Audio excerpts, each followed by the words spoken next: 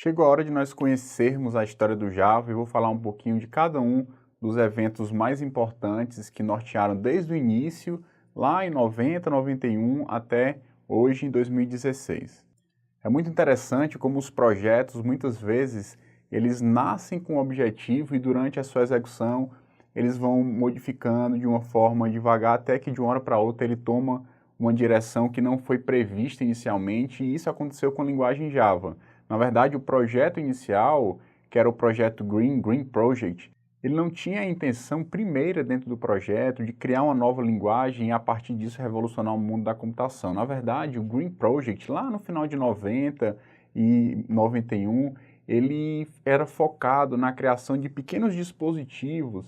No caso, eles acabaram em 1992 gerando um dispositivo, um protótipo, chamado Star 7. Esse Star 7, que foi fruto do Green Project, né, que na época era liderado pelo James Gosling, que é tão conhecido como o pai do Java, o criador da linguagem, ele, dentro do seu time lá, conhecido como Green Team, eles, durante esse tempo de 91, eles desenvolveram esse projeto chamado Star 7, ou Estrelinha 7, e era, na verdade, um dispositivo pequenininho, assim, mais ou menos 6, 7 polegadas, que tinha tela sensível ao toque, ele tinha a saída de áudio, tinha uma anteninha lá com sinal de rádio para fazer comunicação, digamos assim, com outros dispositivos. E a ideia desse dispositivo era controlar, digamos assim, uma casa inteligente. Você, a partir dele, conseguiria ver a sua casa, selecionar os cômodos da casa. Em cima dessa seleção, você poderia ver os dispositivos que a sua casa estariam conectados nesse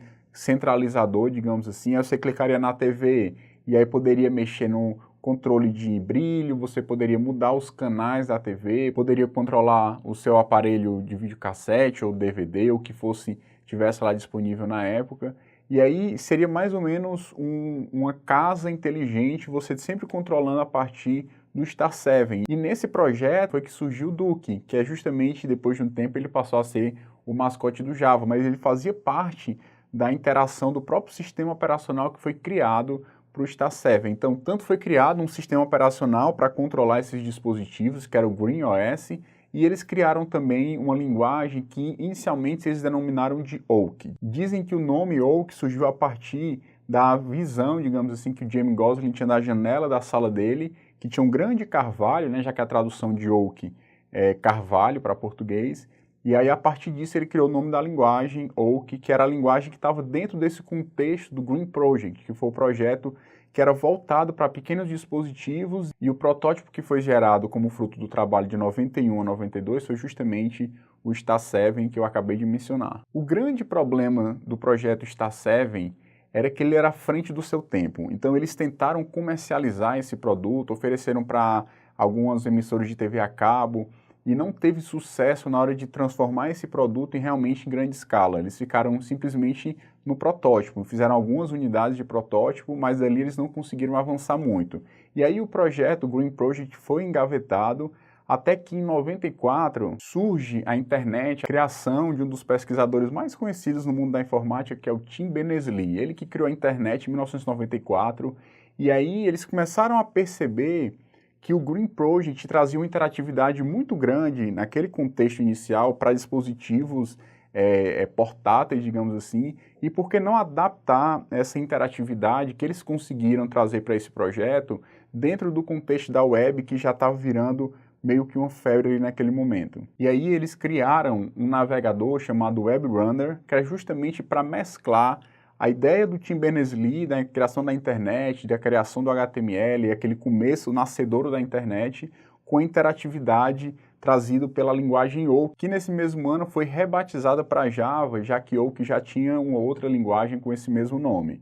E aí eles também mudaram esse projeto que chamavam de Web Runner, que era como se fosse um navegador interativo para a web, a primeira protótipo de interatividade ali na web, onde as coisas se moviam e tal. Eles mudaram o nome de Web Runner para Hotjava. Então, é como se fosse um navegadorzinho trazendo a interatividade que o Oak conseguiu colocar dentro do Star 7 para dentro de um contexto da web, que era esse protótipo de navegador. Saindo de 94, indo para 95, o Java foi oficialmente lançado em 1995, mais ou menos na mesma época onde foi lançada uma outra linguagem chamada JavaScript.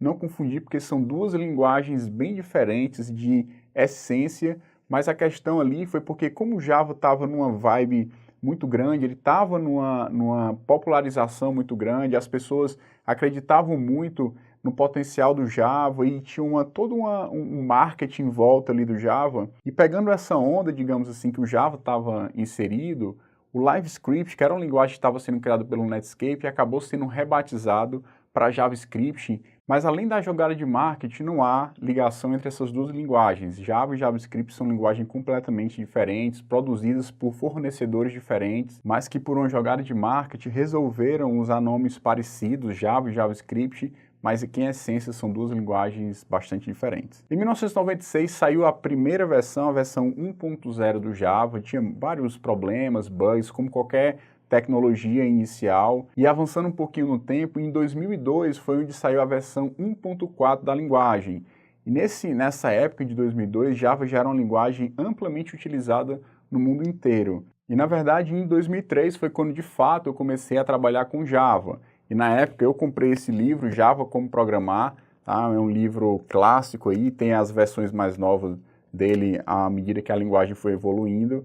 Mas foi a partir de 2003 que eu comecei de fato a trabalhar com Java e percebi naquela época como o Java trazia muitas novidades e era uma linguagem extremamente moderna se comparar, por exemplo, com o que a gente estava acostumado a mexer na época, o C, C++, e ele facilitava bastante essa conceituação de orientação a objeto e muitas outras modernidades que o Java trouxe na época. Então, a partir da versão 1.4, a gente pode dizer que o Java já estava praticamente espalhado no mundo inteiro. Continuando, em 2004 foi quando saiu a versão 5 da linguagem e eu me lembro que foi uma revolução muito grande. Da linguagem 1.4, aí ele passou de chamar esse nomenclatura de 1.1, 1.2, 1.3, 1.4, passou a chamar Java 5.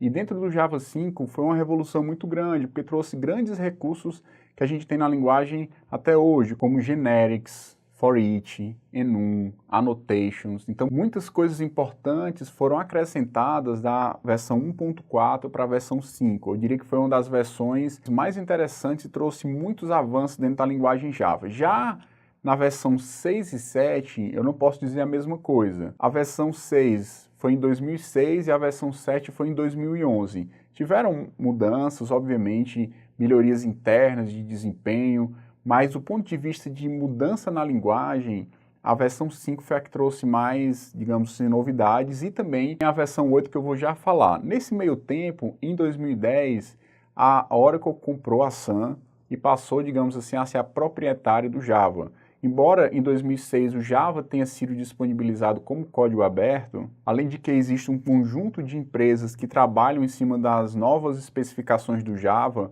tá? Não é só a Oracle, digamos assim, que decide as coisas, mas a Oracle passou a ser a proprietária da Sun e, por consequência, o Java passou a ser, digamos assim, a máquina virtual passou a ser desenvolvida e coordenada de desenvolvimento pela Oracle. Embora existam outras máquinas virtuais abertas, mas a principal delas é a que ainda é gerenciada pela Oracle. E, obviamente, ela tem um peso nas escolhas da evolução da linguagem muito grande. Em 2014, saiu a versão 8 da linguagem, que é a versão atual.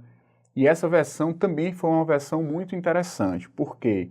Porque ela aproximou o Java de um paradigma que está sendo muito usado, que cada vez mais está invadindo as linguagens de programação, que é o paradigma funcional. Então o Java trouxe o que a gente chama de Lambda Expressions, ele trouxe os API de streams dentro das collections, trouxe também uma nova engine de interpretação de JavaScript chamada Nashorn. Já tinha sido criado uma versão anterior lá na versão 6, que foi a Rhino, na JDK 6 do Java, que também era uma API de interpretação lá de JavaScript dentro da máquina virtual, e ela foi melhorada, trocada por uma nova, que foi a Nashorn, na versão 8, melhorou bastante essa parte de suporte a JavaScript. E existe a promessa de 2017 sair a nova versão do Java, o JDK 9. Já existem algumas especulações de novas funcionalidades, mas como essas funcionalidades não fazem parte do escopo do curso, eu vou deixar em aberto, mas em 2017 está prevista a nova versão do Java. Pronto, pessoal, essa é a breve história do Java e é muito interessante, eu acho muito legal da história do Java é justamente essa questão de que as coisas vão acontecendo de uma forma mais natural. Às vezes você parte de um projeto que tem um plano de fazer determinada coisa, mas o mercado em si acaba direcionando as ações e o desenvolvimento para um lado que muito provavelmente não tinha sido nem sequer imaginado no início do projeto.